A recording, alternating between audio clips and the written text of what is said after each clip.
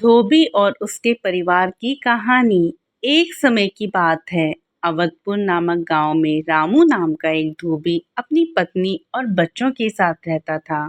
धोबी अपने बीते हुए ख्यालों में हमेशा खोया रहता था, जिसके कारण वह बहुत अंधविश्वासी हो गया था। वह तंत्र विद्या में अधिक विश्वास रखता था।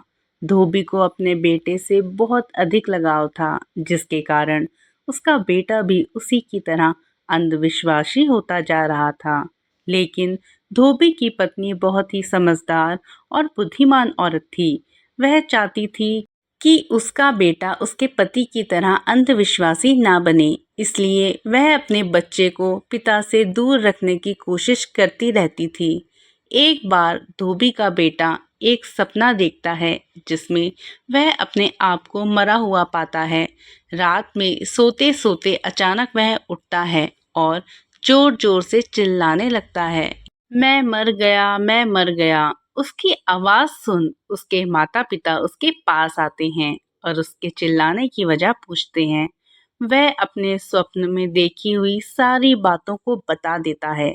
उसके माता पिता अपने बच्चे को समझाते हैं कि वह एक सपना है जो कि सच नहीं होता। तुम जिंदा हो, उसे यह एहसास दिलाने की कोशिश करते हैं। दोस्तों, अगर आप यहाँ तक आए हैं तो प्लीज़ मेरे चैनल को सब्सक्राइब कर दीजिए। चलते हैं अपनी कहानी की ओर। लेकिन उनका बेटा अपने माता पिता की बात नहीं मानता और वह जोर जोर से चिल्लाता रहता है। सुबह धोबी और उसकी पत्नी अपने बच्चे को आसपास के लोगों से बात करवाते हैं कि जिंदा लोग एक दूसरे से बात कर सकते हैं।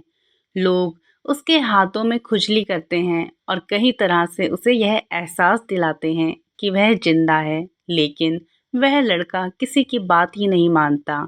एक ही रट लगाए रहता है कि मैं मर चुका हूँ।